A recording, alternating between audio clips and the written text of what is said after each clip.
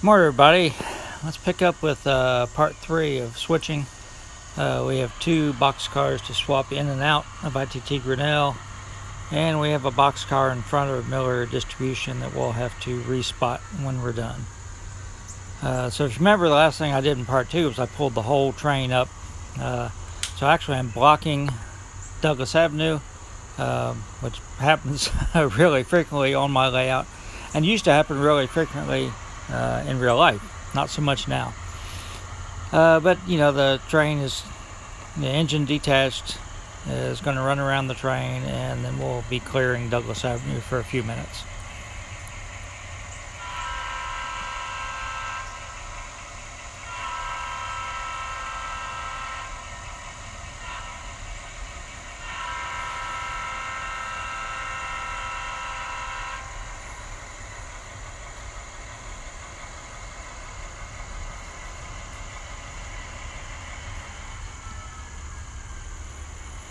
So we have to stop for the crossover, and actually they're already lined. So I just checked, made sure. Now we're going to run over to the eastbound track to run around the train. So there's a whole lot less whistleblowing in this video. Of course, anytime I had time, I was some distance away from Douglas, I would give 2 longs a short and a long. But if I was just sitting right on top of it, and the engineer could pretty much see what was, going on, he'd just give a long blast or maybe 2 long blasts and occupy it. And the neighbors appreciate that.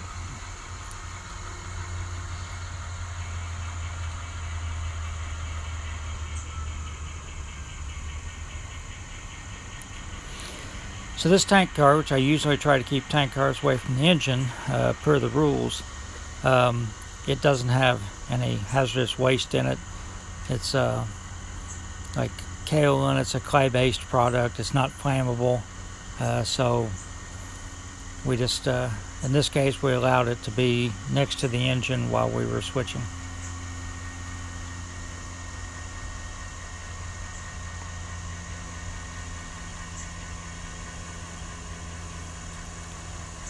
So the first thing we have to do is push the 3 cars we picked up from wherever and Union Spring. Have to push them a little bit west and drop them off so we can uncouple and have the 2 box cars that are going to ITT Grinnell in the next to the tank cars, so we can switch the industry.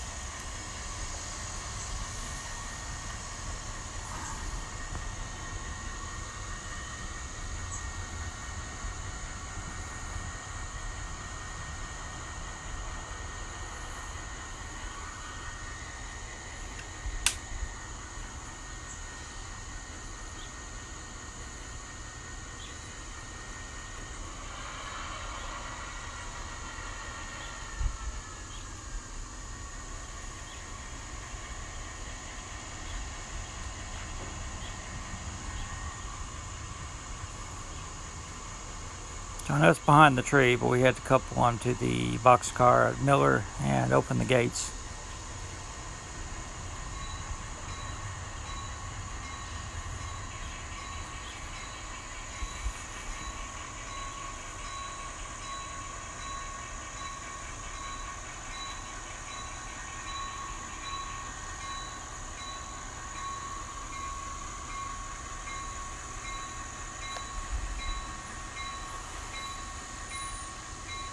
So again, for the newer subscribers, the roof lifts off ITT Grinnell. A lot of times I don't film that part of it. So so you don't actually get to see me coupling, uncoupling cars.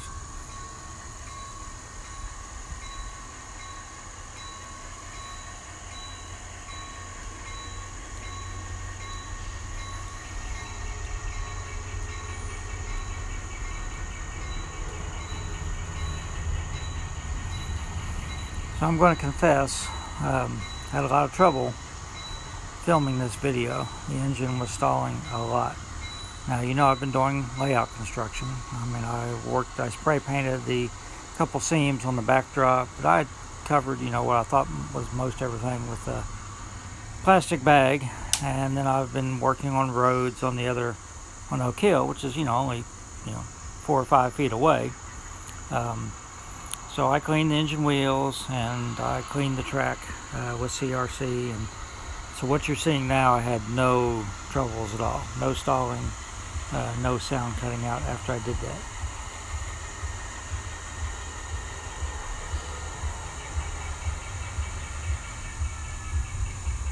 Also vacuumed the track too.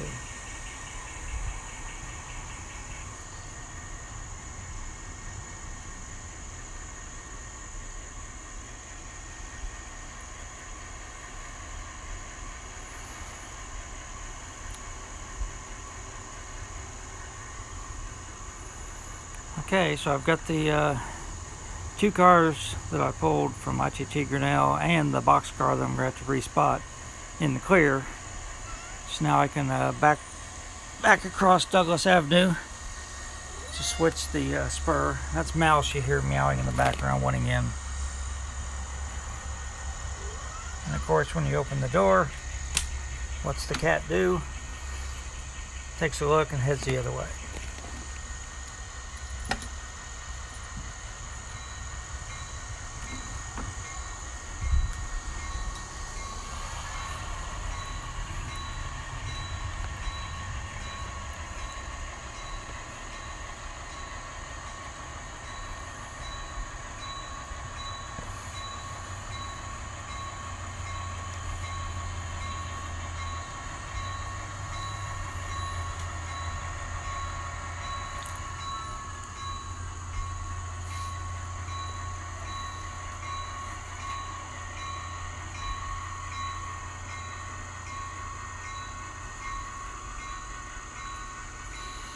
So you see, I uncoupled just outside the building and then just sort of push it in.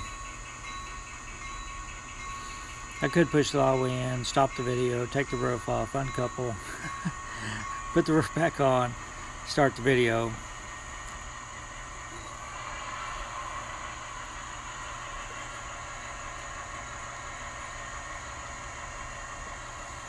And now we just need to respot the car at Miller, the box car.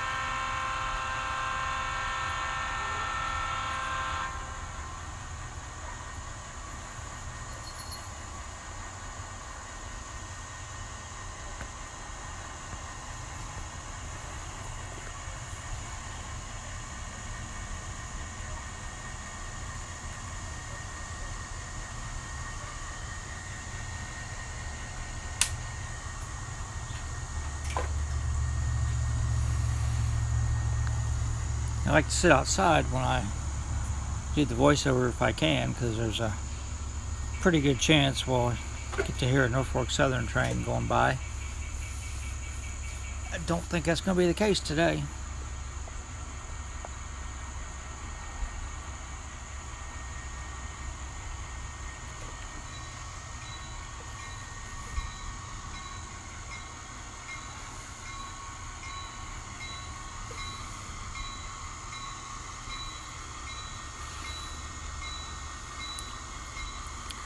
thought I'd move the camera over a little bit so that tree wouldn't be blocking everything. So again, just respotting this boxcar and closing the gates. I struggled a little bit closing the gates because I can't see them, because the string of cars is in the way.